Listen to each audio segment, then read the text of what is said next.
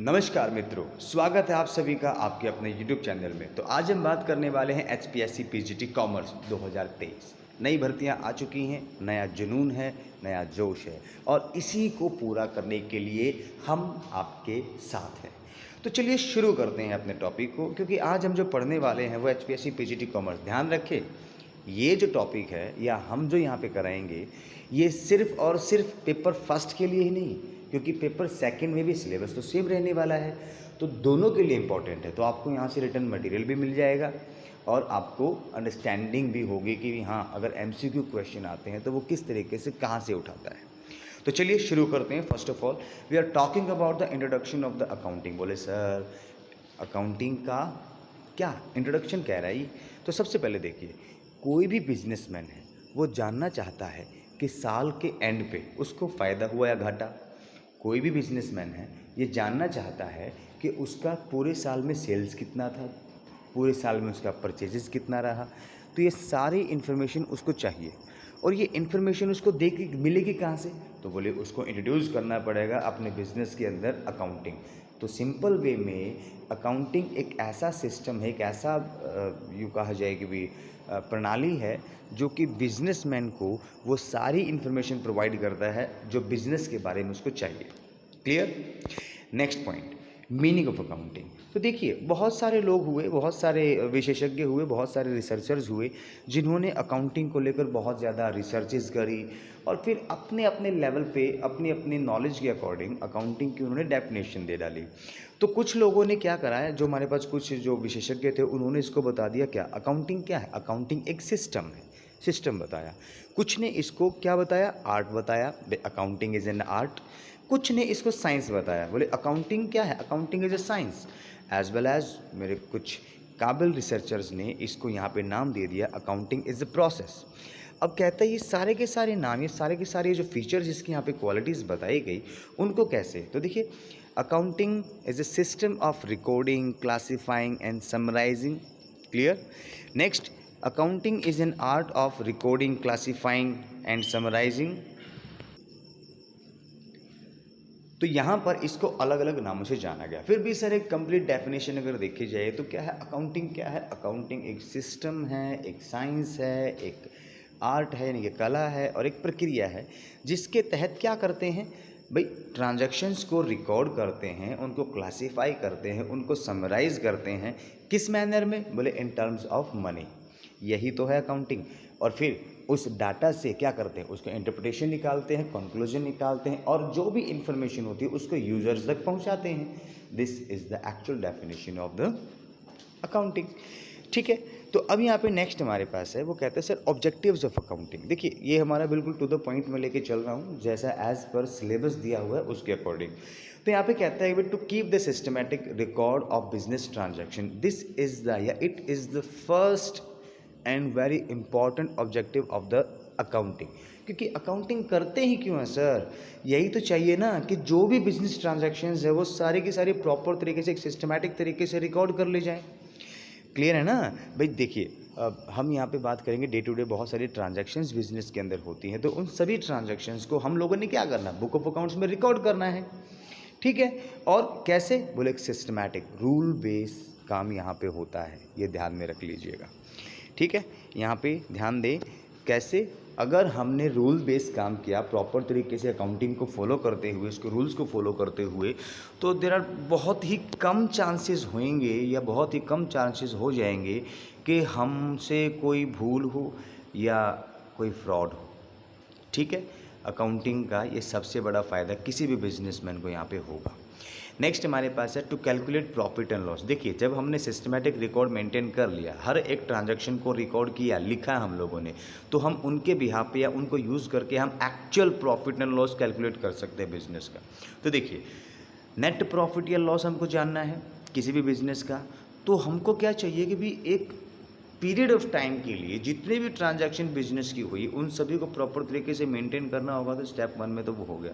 अब उनको यूज़ करके, उनको एनालिसिस करके हम लोग यहाँ पे क्या बोले, हम ट्रेडिंग अकाउंट बनाएंगे, प्रॉफिट एंड लॉस अकाउंट बनाएंगे और उनके थ्रू हम लोग क्या करेंगे, ईजिली हम अपना profit and loss find out कर सकते हैं। नेक्स्ट हमारे पास है, वो कहता है to ascertain the financial position of the business. देखिए, कोई भी बिजनेस है तो उसकी फाइनेंशियल पोजीशन जानना बहुत ज़रूरी है। बोले क्या बिजनेस अमीर है या गरीब है, छोटा है या बड़ा है, क्या है उसका पता कैसे चलेगा? बोले उसकी फाइनेंशियल पोजीशन। अब सिंपल सी बात है, आप अपने लेवल पे लेके चलिए ना भाई। अगर आपकी जेब में पैसे हैं तो आप अमीर आदमी हो, आपकी जो फाइनेंशियल पोजीशन है वो स्ट्रांग है।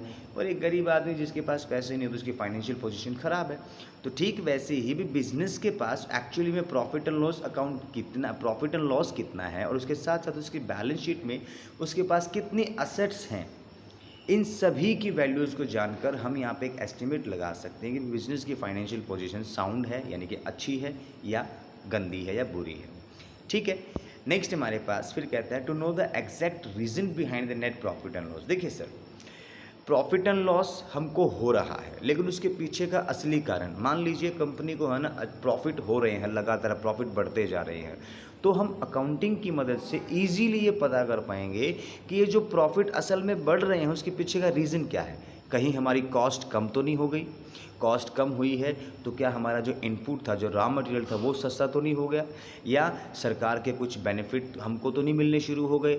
या फिर हमारी जो कोई टेक्नोलॉजिकल एडवांसमेंट हमने करी है उसके बेनिफिट हमको मिल रहे हैं? तो क्या रीज़न है हमारे प्रॉफिट का, ठीक एज वेल एज हमारे जो है लॉसेस के बारे में। अगर लॉसेस बढ़ रहे हैं तो उसके पीछे भी कोई ना कोई तो रीज़न रहा होगा ना। तो इन सभी रीजंस को हम इजीली फाइंड आउट कर सकते हैं with help of the accounting. तो ये भी इसका एक उद्देश्य है कि भी हम जानना चाहते हैं भाई प्रॉफिट हुआ तो क्यों हुआ, कैसे हुआ, ये सारी इन्फॉर्मेशन हमको कहाँ से मिलेगी? अकाउंटिंग से मिलेगी। नेक्स्ट हमारे पास है, कहते हैं to ascertain the progress of the business. भाई बिजनेस की प्रोग्रेस को यहाँ पे असरटेन करना हमारे लिए आसान हो जाता है, या ये इसका उद्देश्य है कि भी ये बताए तो बिजनेस ने असल में ग्रो किया कि नहीं किया। तो देखिए एक चीज़ होती है, अगर आप कॉमर्स स्टूडेंट हो, आप पढ़ चुके हो एमकॉम तक, तो मेरे ख्याल से आपको इतना पता होगा, एक चीज़ होती है ट्रेंड एनालिसिस। हमने यहाँ पे स्टैटिस्टिक्स में भी खूब पढ़ा, और भाई ऐसे मान लो कि मैनेजरियल अकाउंटिंग में भी खूब पढ़ा। तो उसमें क्या ट्रेंड, मतलब ट्रेंड किस चीज़ का, तो सुनिए ध्यान से। भाई बिजनेस ऐसे ग्रो कर रहा है, बिजनेस ऐसे ग्रो कर रहा है, बिजनेस ऐसे ग्रो कर रहा है, या बिजनेस ऐसे ग्रो कर रहा है।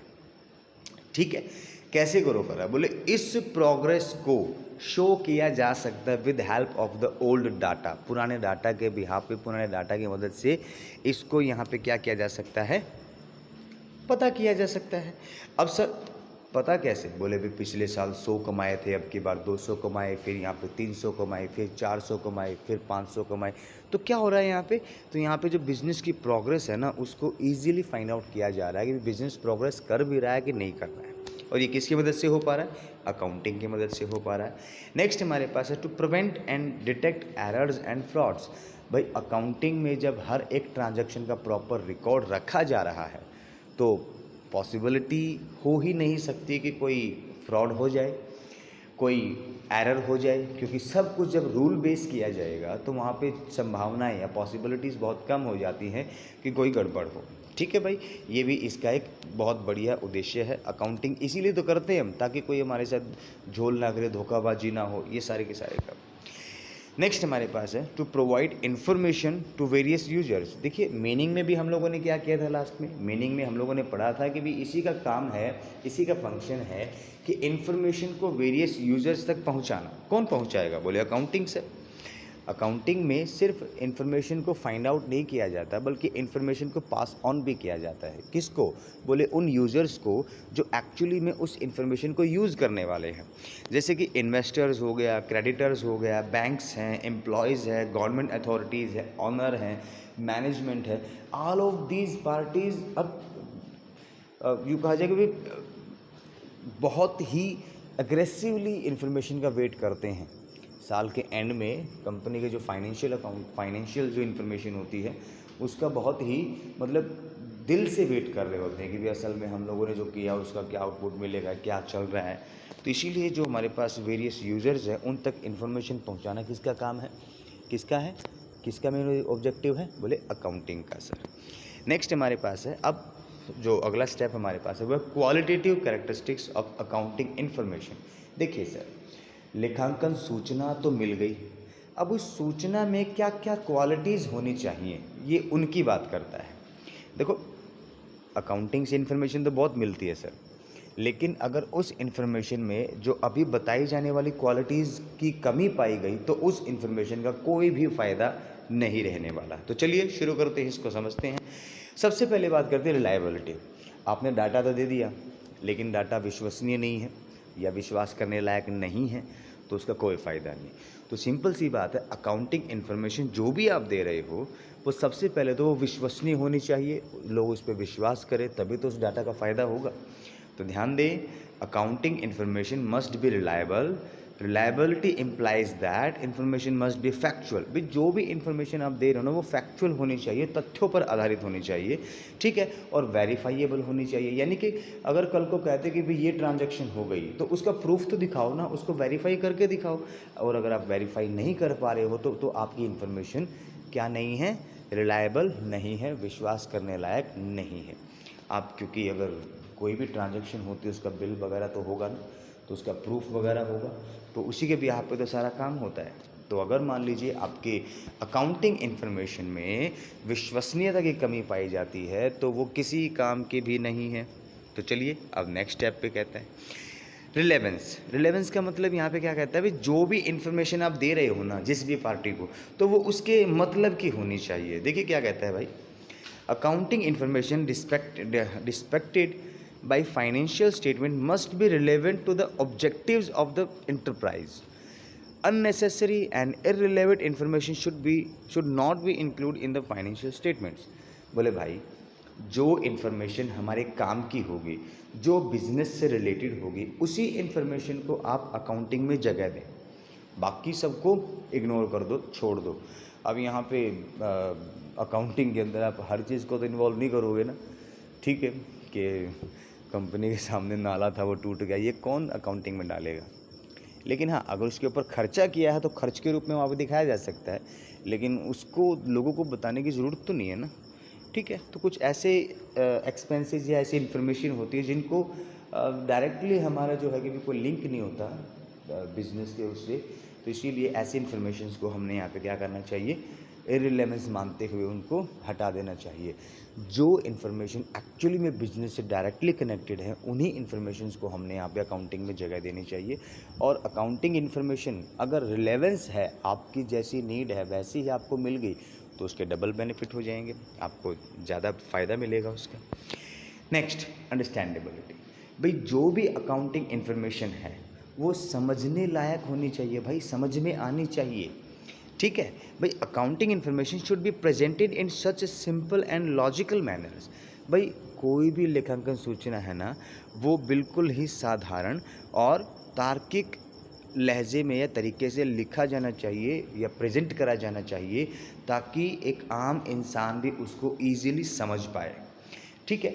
अब पहले क्या था, देखिए हमारे कंपनी एक्ट 2013 के अकॉर्डिंग अब कोई भी कंपनी है ना वो वर्टिकल फॉर्म में ही अकाउंट बनाएगी, उसी को हम लिस्ट फॉर्म भी कहते हैं, बनाएगी। अब लिस्ट फॉर्म का वर्टिकल फॉर्मेट जो है आपका अकाउंटिंग का, उसको ही क्यों इंट्रोड्यूस किया गया। जो पहले वाला टी फॉर्मेट था उसमें क्या गलती थी, तो टी फॉर्मेट को एक आम आदमी समझ नहीं पाता था, उसके लिए अकाउंटिंग इन्फॉर्मेशन उसमें से गैदर कर पाना उसके लिए आसान काम नहीं था।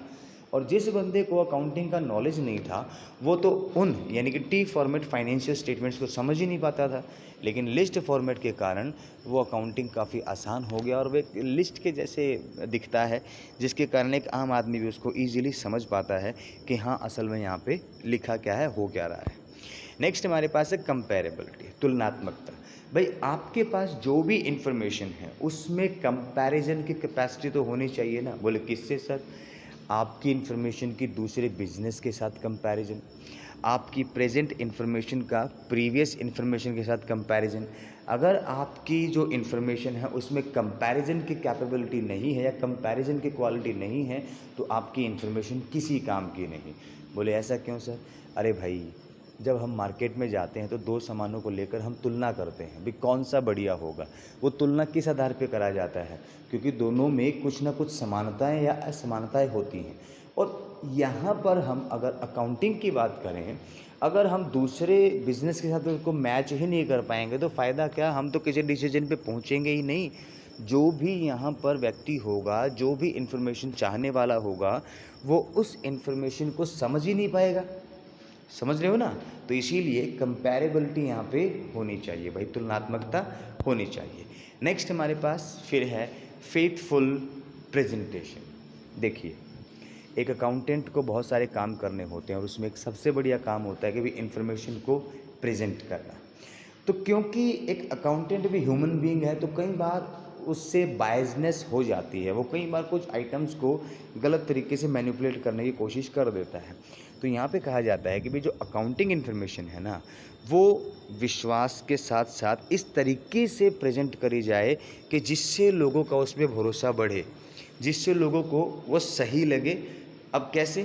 तो देखिए, फाइनेंशियल स्टेटमेंट्स जो है ना, उसको क्या करना चाहिए भाई, कोई भी बिजनेस है उसका एक ट्रू एंड फेयर पोर्ट्रे देना चाहिए भाई। उसकी एक्चुअल असेट्स बतानी है, उसकी एक्चुअल असेट्स है और साथ में उनकी जो एक्चुअल वैल्यू है वो बतानी है। अगर मान लीजिए हम ऐसा नहीं करते तो क्या होगा? तो क्या होगा, मान लीजिए बिजनेस के पास असेट्स तो हैं 1 लाख की, लेकिन हम यहाँ पे मैनिपुलेशन कर दें और असेट्स दिखा दें 10 लाख की। तो यहाँ पे क्या होगा, जो डाटा आपने प्रेजेंट करा है वो फेथफुल है क्या? वो विश्वसनीय रहेगा क्या? नहीं ना। तो इसीलिए अकाउंटिंग इन्फॉर्मेशन की एक और क्वालिटी है, या एक और क्वालिटेटिव जो वो है फीचर है, वो ये है कि भाई आपने अपने डाटा को बिल्कुल ट्रू और बिल्कुल सही तथ्यों के हिसाब से रिप्रेजेंट करना है, जिससे आपकी कंपनी की एक्चुअल प्रॉफिटेबिलिटी का लोगों को पता लगे, आपकी फाइनेंशियल पोजीशन का लोगों को सही तरीके से पता लगे, आपकी जो एक्चुअल में कैश का फ्लो है वो सब का सब सही तरीके से आपको यहाँ पे देना चाहिए। इनके अलावा हमारे पास जो अकाउंटिंग इन्फॉर्मेशन है उसमें कुछ और कैरेक्टरिस्टिक्स का भी होना बहुत ज़्यादा ज़रूरी है, जिनको हम यहाँ पे सिर्फ पॉइंट्स में लेंगे। सबसे पहला बोले टाइम लाइननेस, बोले क्या, समय के साथ चलने वाली होनी चाहिए। न्यूट्रलिटी यानी कि बायसनेस नहीं होनी चाहिए, न्यूट्रल होना चाहिए। किसी एक व्यक्ति का या किसी एक पक्ष का पक्ष ना लेने वाली इन्फॉर्मेशन होनी चाहिए। और कंप्लीटनेस, अपने आप में संपूर्ण होनी चाहिए, अपने आप में कंप्लीट होनी चाहिए। अगर आपकी अकाउंटिंग इन्फॉर्मेशन में ये सब क्वालिटीज़ मौजूद हैं तो समझ लीजिए कि आप बहुत अच्छे तरीके से इस काम को रिप्रेजेंट कर रहे हो, लोगों का आपकी कंपनी में और आप में विश्वास बढ़ेगा। और अगर यहाँ पे गड़बड़ है तो समझ जाइए कि आपको ज़रूरत है अपने अकाउंटिंग सिस्टम को चेंज करने की। तो ये हमारे पास लास्ट इसका जो टॉपिक है वो है भाई। तो हमने यहाँ पे जो भी हमारी 5, 7, 10 मिनट की वीडियो बनी है, लगभग 18 मिनट की वीडियो बन के तैयार हो गई हमारी। तो इसके अंदर हम लोगों ने आपको बताया है कि भी हम ये जो अकाउंटिंग क्या है, अकाउंटिंग का मीनिंग क्या है, अकाउंटिंग के ऑब्जेक्टिव्स, और साथ ही साथ हमने यहाँ पे उसके अकाउंटिंग के जो क्वालिटेटिव इन्फॉर्मेशन है, जो गुणात्मक सूचनाएँ हैं, गुणात्मक इन्फॉर्मेशन और जो क्वालिटीज़ हैं, उनको हमने यहाँ पे समझा है। तो इसी के साथ जो अगली वीडियो आने वाली है या अगला जो लेक्चर होगा वो इस टॉपिक से रिलेटेड जो MCQs हैं उनके साथ होगा। तो तब तक के लिए बाय बाय, शब खैर, शुभ रात्रि, गुड मॉर्निंग भी हो सकती किसी के लिए। Tata, bye bye.